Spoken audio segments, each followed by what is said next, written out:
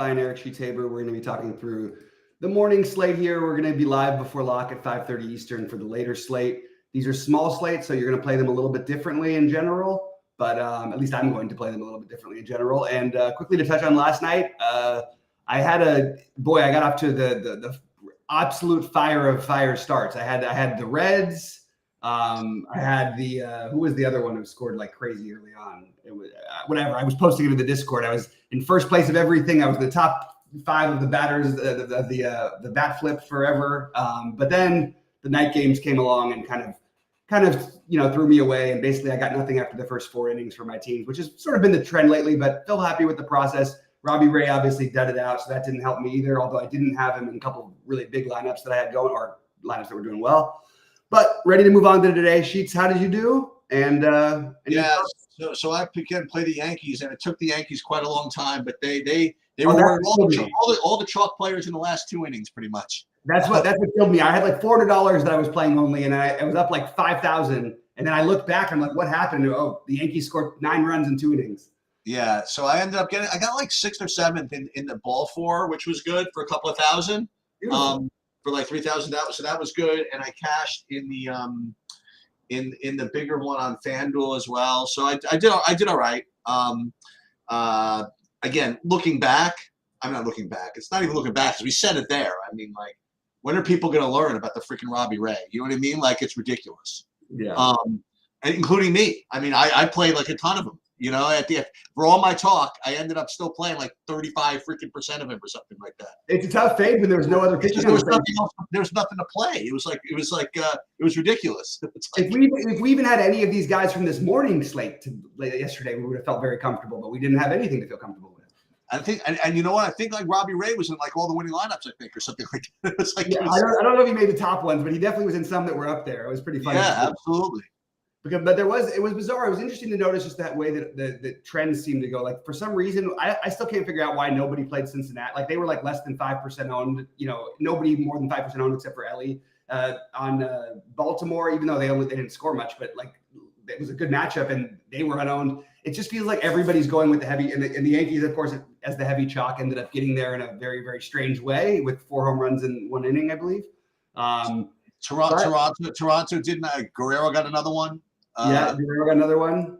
Yeah. I was a little frustrated with the slate, but also DraftKings for those of you guys who are out there, because we've talked a lot about it in Discord. DraftKings went down from 6:25 Eastern, I think, to whatever 10 minutes before lock to like 10 minutes after lock, and I couldn't make any of the swaps because I had Will Smith, and I literally had room to go up to Adley Rutschman and all these other things, and I was trying to. Did they refund you? So they wrote an email to all of us saying that they were going to give us tickets or something like that, but I haven't seen anything like that yet. I'm actually speaking to my host at 1:45 Eastern because it's as you mentioned before, Sheets. It's really hard to win as it is when you can't do any swapping, and some of it's been specific to my stuff, and some of it's been just general DraftKings going down. But my feeling is when you go down before lock and you have players you can't get out of your lineups that are not playing, that's just ridiculous. You gotta get that stuff fixed, DraftKings. I do know a couple of people that were. I mean, I was out, so I didn't care, but it didn't affect me. But I know a couple of people that just barely got it in, before or in time or something like that. It was one of those where I hope the DraftKings doesn't say, well, according to our records, you have time to change or whatever, and that time being like 3.4 seconds or something like that. Yeah. I hope this time it actually wasn't, because I did have everybody in our Discord. I tagged everybody and I said send an email to them right now. Okay. So I sent an email to them and they did respond with they were going to credit something, but I still don't know what that is. So I'll let everybody know in the Discord when we clear it up with, and I talk to my host later. I was thinking of setting up a troll, for trying to give myself some good luck last night. I was actually going to send DraftKings an email, like when I didn't find out about it till like an hour later or something like that. Mm-hmm. And I was going to send an email just for the record. I want to let you know that this outage did not affect me one bit. I would not have swapped anything, and I'm going to win anyway, or something like that. But I didn't feel like it. But no, I was going to give myself the reverse kind of horror there, but couldn't quite get it in me to do that. I actually think it's kind of an interesting little 4-game slate. It's very interesting. I wish there was more tournament. By the time I looked, there were no good tournaments left to play. And I don't want to play the 555, but I don't know, just kind of hoping there's some more tournaments because it is a good 4-game slate. I agree. And for those of you who didn't catch this, Mookie's out. Yeah. Which listen, when it was good to see that it affected stuff in a way, because when I first ran my stuff, I was getting 437% Dodgers, and when he was ruled out, I reran it and I was getting less. But whether it's correct, it's good to see that it's actually adjusting for stuff like that. It's good to see that it's not like complete. Oh yeah, we'll give you the same amount of Dodgers. We don't care who's playing. You know what I mean? So there's that. But you want to go game by game, or you want to, just to talk about who you like in general? I think it might be good just to go game by game quickly if that works for you. Yeah, that's fine. Should I share my screen or? Yeah. If you want to, or I can do it either way. I'll share my. I'll share the Saberson screen actually. Perfect. Yeah. So let's get a look see at this. Okay. All right. So Seattle. How do I do this with the players? You know what? Let me share the DraftKings. It's just easier for me. Let me just see something. And by the way, for those of you who didn't catch, I did a pretty in-depth tennis video today. I was actually kind of liked it. So everybody, if you're interested, take a look at that. All right, hold on. Let me just pull this up. Pull this over here, and this, and clear, and good. Okay. So Seattle, Detroit. I mean, I guess I'll ask first. I mean, you have any? I mean, I'm not going to do this, but do you have any interest in playing like Maeda coming off the bench or something like that? I mean, I'm just throwing. The last 3 times he's supposed to have been the long reliever. He didn't pitch, so I'm not going to ever. Yeah, I'm not doing it either. But we were on a 12-game slate last time, and I was like, you guys are crazy. Like, it's such a you don't know if he's going to play or not. Like, I'm not using a pitcher who I don't know if I was going to play or not. This long reliever thing for Detroit is totally suspect. So sorry, that was my thing. Yeah, no, I agree. But what about Detroit or Bryce Miller or something like that? Remember, it's a 4-game slate, so like everything's in play. And I'll tell you, when I was running some of my builds and doing whatever, I was getting a pretty uncomfortable amount of Detroit in my first set. When I reran it, let me just see what I ended up getting. I don't know what I'm changing too much. I'm getting a decent amount of Detroit. Now again, on a 4-game slate, you're probably going to get most of everything if you play enough lineups. Mm-hmm. And as far as Bryce Miller goes, I'm extraordinarily under on Bryce Miller. So I guess that's gonna I don't want to say a stand or whatever. I have even 40, 50 lines, however many I play, I'm gonna have 8% Bryce Miller. Mm-hmm. As far as Seattle goes, I mean, I don't know what this bullpen game, whatever this thing's all about. I was expecting to get a lot more Seattle, but I'm not. So I guess that's my main fade in this game is like the whole Seattle side of this. Yeah. Hey, somebody's got to win. I think Bryce Miller is the best option on the slate. And there you have it. Perfect. He and Flaherty are my 2 favorites, but I think Fried is really good, and so is Webb. So there's a lot of good pitching options. I think you're sort of nitpicking if you go. I don't think anybody's that much better than the other, but I do like Bryce Miller here, and even on a full slate, I'd probably be playing him in this matchup. But Detroit, for whatever reason, every time there's a day game in Detroit, they seem to go nuts. So we saw it the other day when they scored 15. I've been saying it for years. They just score a lot more during the day when they're playing at home. So maybe Miller's. I have no issue with fading Miller. I just personally have him as the top guy. And I think Seattle's the logical stack, and I think that Detroit is the contrarian stack that you go for. And you want to get contrarian on this slate. I think that's a really logical thing to do. But if you're building a cash lineup, I think you're probably looking at pieces from Seattle, the Dodgers, and the Mets as like your main go-to group. And I have no issue with it. I just have to worry about the chalk a little bit. But I do like Seattle, and the Dodgers are sort of what I like the most. But in order to get different, to play some of Detroit, I certainly think that's a very viable option just to get a little different. And as I mentioned, they really do. I don't know what happens to them. It's just a different game in Detroit during the days, I guess. Yeah, I'll tell you this. I mean, like the Dodgers at Milwaukee, that's a compelling matchup. Atlanta coming into San Francisco. I guess that's okay, whatever. I'm looking at the attendance issues for this Detroit game. This could be pretty bad. Detroit at home during a Thursday, not even. Yeah, it's Thursday at a 1 o'clock game. That's not much of a home field advantage. Let's just put it that way. Yeah, so I guess, listen, Seattle makes a lot of sense, as does Bryce Miller. So the fact that I'm not getting my means that my simming and my contrarianism is probably doing a little work here. So that's where that's the stand I'm going to take here, I think. Right. I'm going to mention something because Alan mentioned it in chat about Bryce Miller having bad home road splits. And it's true. He's much better at home. But can I just point out that, so of the last teams he faced on the road, he actually was, he was good against the White Sox on the road. No shocker there. He had a good game against San Diego right before that, but he has been worse on the road. And then he had one weird blow up against Miami. Other than that, he had to face on the road his last matchups: Cleveland, Kansas City, Yankees, Baltimore, Houston, Texas, and at Milwaukee. I don't think there's a lot of pitchers that are coming out of that looking very good. So remember that it's on a small sample size when the home road splits. Just take a look at who the matchups were against. Just wanted to throw that out there because I don't think it's a general thing that has to be locked into Bryce Miller. I think that it's, if you look at those, those 5 matchups, like basically 5 of the top 6 teams in baseball out of his last 8 matchups on the road, that's going to make you look a lot worse. All right. It's a beautiful day out here in New York. It's not like that hot, whatever, but a beautiful day. It seems like a beautiful day for Jose Quintana to give up 10 runs. I mean, I don't know. I was about to say he doesn't usually give up 10 runs, but I don't know. He gave up the equivalent of 10 runs, right? Like his last game, he gave up 5 there. He gave up 5 at home to Colorado. I mean, come on, Yeah. So that he still actually had productive games. That's the funny part. The weird, he only gets his strikeouts going when he's pitching in those games. Well, that's what's kind of cool is if they consider those productive games, then you get the lefty masters from Oakland continue to take another shot at this. I do like both sides of this. I do like Quintana.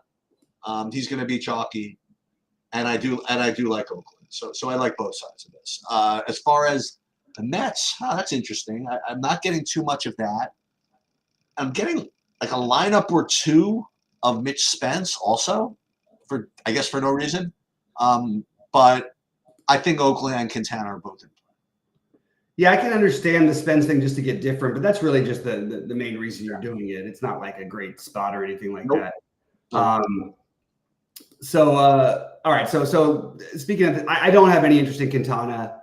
I don't have any interest in Spence personally. I just think I'll just stick to the Bryce Miller, Jack Flaherty, Max Fried, and Logan Webb category. All of those guys I feel like are very similar, and well, Flaherty's better, but he's a little higher priced. I like the idea of maybe getting to an Oakland bat or 2 with the, again, I'm just going to warn everybody. Tyler Nevin is not likely to be pinch hit for. He's it's extremely likely. Armando Alvarez is extremely likely to get pinch hit for at some point during the game. Daz Cameron is almost a lock to get pinch hit for.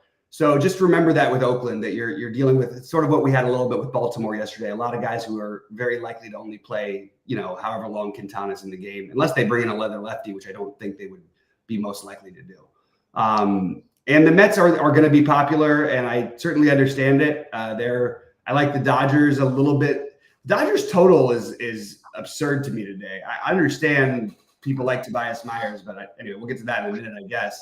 But the Mets, I guess, are the most logical, if you just looked at the numbers, would probably be the most logical stack and would probably be the highest owned stack. I don't want to play that on a 4-game slate. So if I did, it would be one-offs, and my favorite one-offs would be Winker, Alonso, especially because he's down in the 5th hole now, which is just weird that they moved him down there.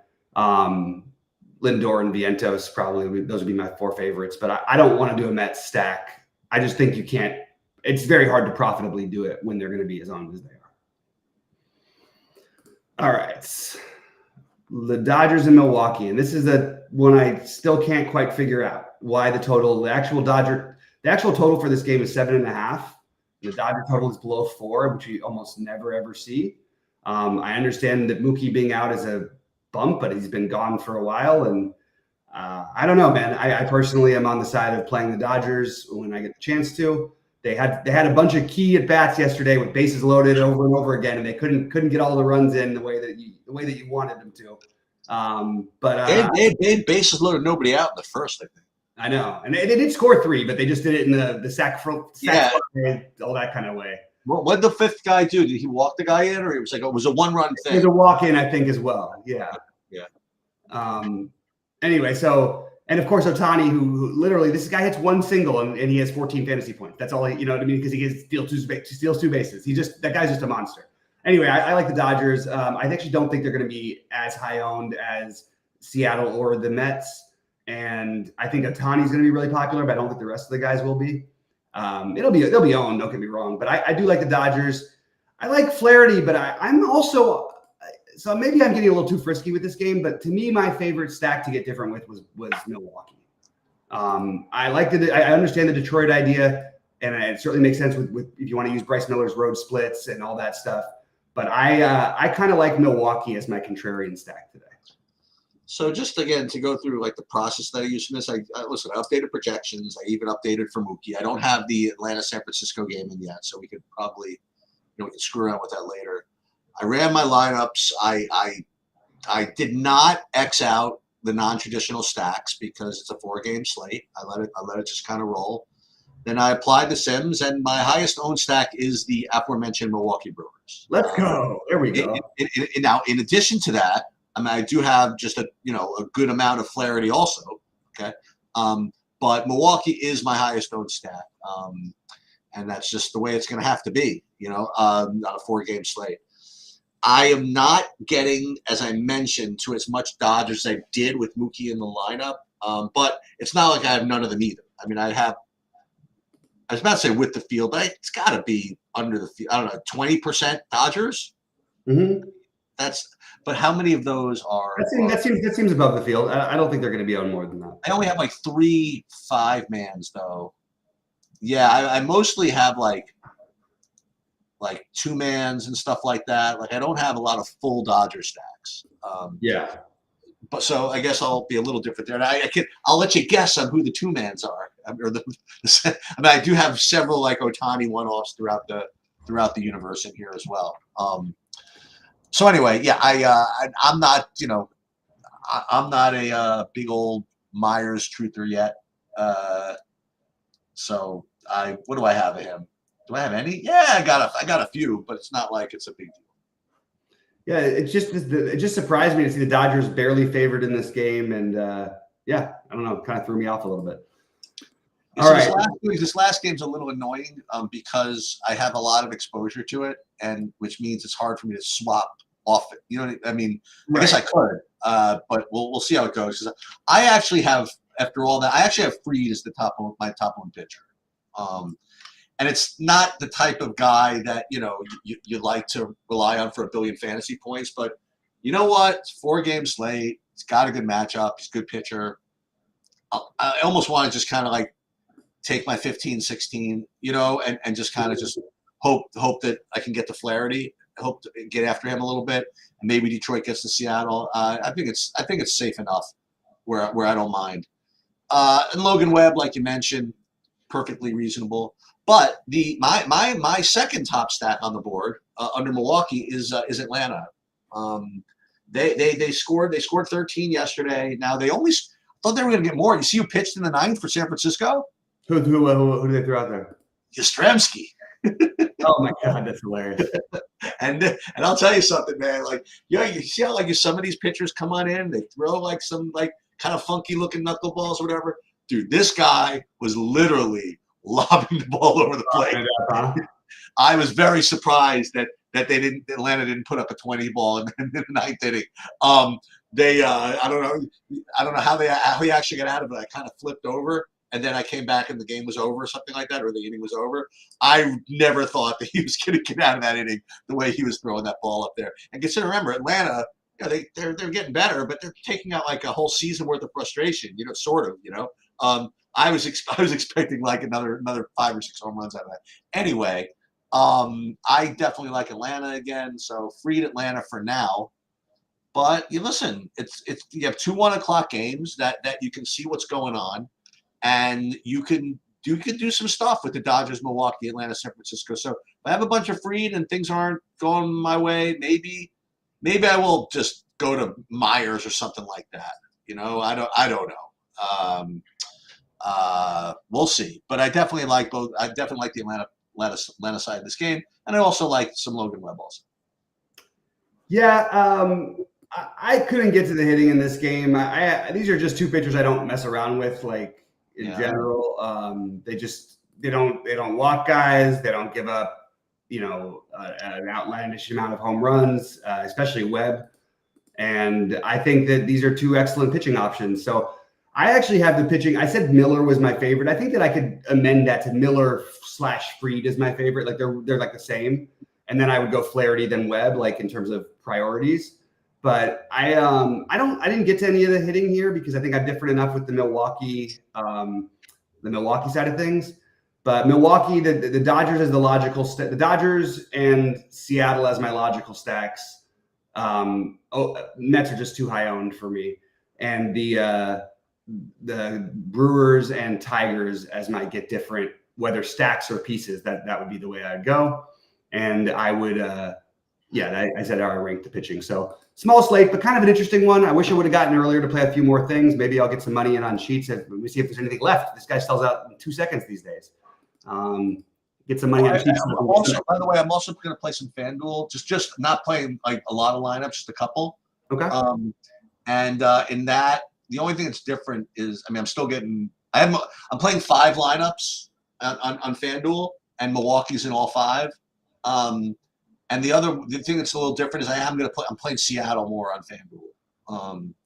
I'm playing like Seattle and 2 of those over there. So that's okay. That's that. Nice. Good to know. Here we go. I've got to get these in real quick so I can get a little bit of action on the morning slate.